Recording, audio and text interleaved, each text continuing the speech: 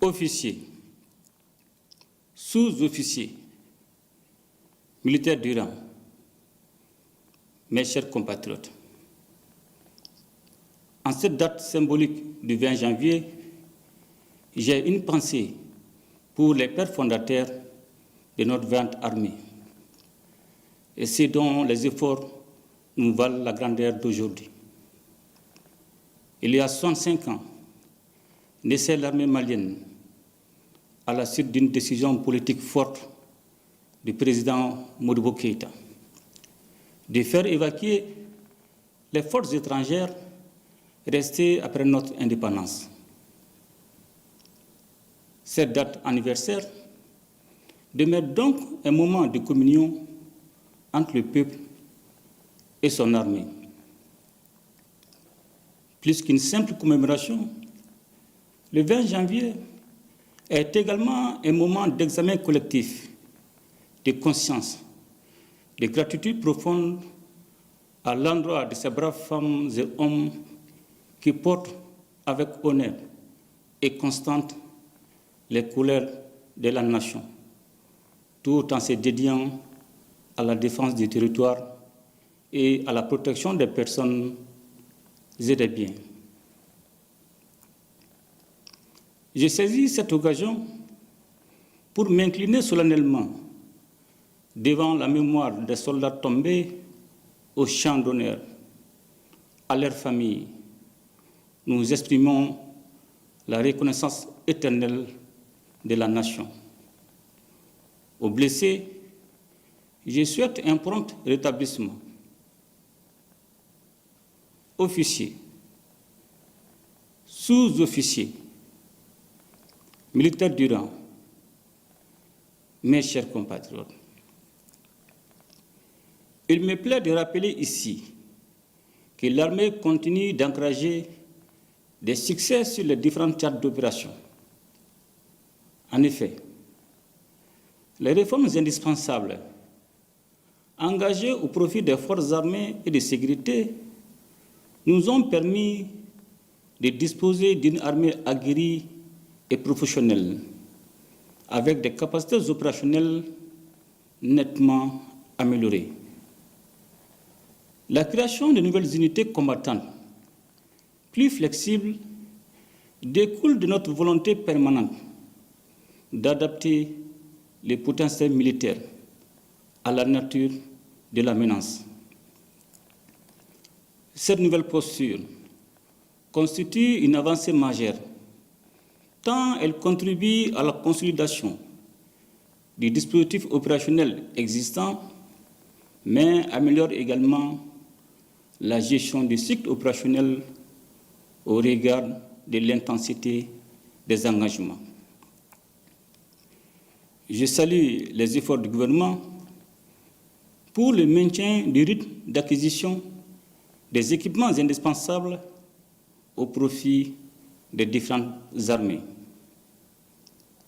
La dynamique opérationnelle a changé de manière décisive avec des équipements modernes, des effectifs renforcés, une formation exigeante, une doctrine qui s'adapte à la nature évolutive des menaces de notre époque. La montée en puissance des FAMA est désormais indéniable. En 2026, cette tendance se poursuivra avec détermination à travers l'accroissement des effectifs, la création de nouvelles unités pour assurer une protection de proximité à nos populations. De nouveaux camps verront le jour, notamment à Douila, à Nyoro et à Konobougou, consolidant ainsi la présence de l'État sur l'ensemble du territoire. Le génie militaire, doté de moyens accrus, participera à la construction d'infrastructures essentielles au développement. Le démarrage de l'industrie militaire nationale marquera une étape décisive vers l'autonomie stratégique. l'opérationnalisation prochaine de l'hôpital militaire de Banankoro, également hôpital d'instruction, contribuera au renforcement des dispositifs sanitaires déjà existants et réduira sensiblement les évacuations sanitaires vers l'étranger. Officiers, sous-officiers, militaires du rang, mes chers compatriotes, nous gardons en mémoire le défilé militaire du 22 septembre 2025, moment de fierté nationale où l'armée et le peuple ont communié dans une même espérance. Ce moment a également permis de magnifier les efforts consentis par le peuple malien pour son outil de défense. Sur le terrain, les résultats sont éloquents. Nos opérations ont permis de démanteler des sanctuaires terroristes, de sécuriser des zones vitales, de neutraliser des chefs terroristes et de provoquer l'abdication d'autres. Dans ce cadre, et conformément aux exigences de notre contexte, la poursuite du plan Dugukuloko demeure une priorité, avec le redéploiement d'efforts sur l'ensemble du territoire national et la conduite avec détermination et professionnalisme des opérations majeures qui en découlent, notamment que les tigui pour la recherche et la destruction des sanctuaires terroristes. L'opération Dugukuloko a enregistré des succès majeurs, favorisant le retour progressif des services sociaux de base dans les zones libérées. Je voudrais ici adresser à nos forces armées et de sécurité mes vives félicitations et leur témoigner la reconnaissance de la nation pour la sécurisation exemplaire de la bien-être artistique et culturelle et pour leur contribution au succès de la deuxième session du Collège des chefs d'État de l'AES, ainsi que la protection héroïque des convois de ravitaillement en carburant, assurant la résilience de notre économie face aux tentatives d'asphyxie. Leur bravoure honore la nation et porte les germes d'un lendemain meilleur pour notre pays. Je note avec satisfaction la conduite par les forces armées et de sécurité des activités civilo-militaires en faveur des populations à l'occasion des engagements. Officiers, sous-officiers, militaires du rang, mes chers compatriotes, nous ne sommes plus dans une guerre classique, nous faisons face à une guerre hybride, mouvante, insidieuse, qui épouse les contours de la géopolitique mondiale et les intérêts cyniques des sponsors étatiques. Les groupes terroristes, avec l'appui de ces sponsors, ont changé de mode opératoire. Leur objectif est désormais de viser nos infrastructures stratégiques et d'étouffer notre économie. La bataille ne se passe plus uniquement sur le terrain militaire, elle se joue aussi dans les esprits.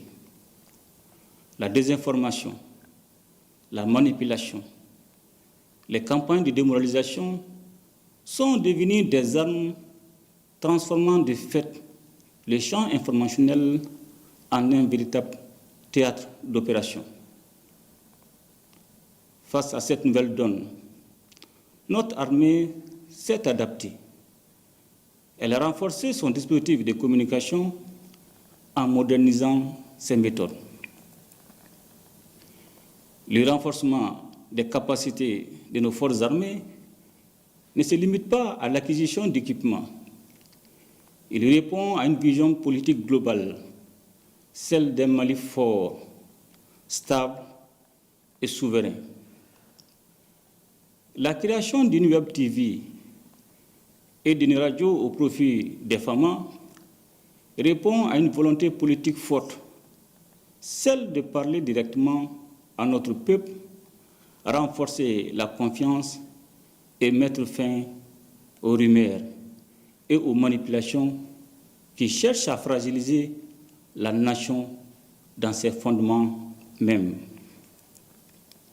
Et j'exhorte par la même occasion tous les acteurs impliqués dans la bataille informationnelle à redoubler d'efforts et de vigilance face à la désinformation et à la manipulation. Sur le plan de la modernisation, la digitalisation de l'administration, avec la finalisation du système d'information de gestion du personnel de la défense, marque une étape décisive vers une gouvernance plus transparente avec une plus grande maîtrise de nos effectifs. Sur cette lancée de modernisation, l'année 2025 a également été marquée par l'organisation à Bamako de la première édition du Salon BAMEX dédié à la défense et à la sécurité. Cette initiative a constitué une vitrine de notre ambition technologique et a servi de cadre de rencontre entre nos forces et les industriels du secteur, en vue de renforcer l'équipement, la formation, le partage d'expériences et la coopération avec des partenaires respectueux de nos choix, au service de la lutte contre le terrorisme. Officiers, sous-officiers, militaires du rang, mes chers compatriotes, dans le cadre de la coopération au sein de l'AIS, les forces armées et de sécurité ont conduit d'importantes opérations coordonnées avec les pays frères de la Confédération des États du Sahel. La coopération renforcée entre nos forces armées est un levier déterminant pour éradiquer la menace terroriste et répondre aux défis transfrontaliers. L'opérationnalisation le 20 décembre 2025 de la force unifiée de l'AES et la validation des documents stratégiques fondamentaux traduisent notre volonté commune de bâtir une sécurité collective durable, fondée sur la solidarité, l'intégration et l'affirmation souveraine de nos États, conformément à la charte du Liptako-Gourmand et au traité de la Confédération AES. À nos soldats, où qu'ils se trouvent, sachez que vous êtes les gardiens de la patrie. La nation vous regarde. La nation croit en vous. La nation compte sur vous. Elle vous sera toujours reconnaissante. Tout coup porté à l'ennemi, chaque victoire remportée est une lueur d'espoir dans la marche glorieuse de notre pays vers un avenir sûr et une lumière sur le chemin de la pacification totale du pays. C'est sur ces notes d'espoir que je vous souhaite à toutes et à tous une très bonne fête de l'armée dans un Mali uni, prospère et pacifié. Vive les forces armées et de sécurité au service de la nation. Ensemble, nous ferons le Mali Koura. Qu'Allah bénisse le Mali et protège les Maliens. Je vous remercie.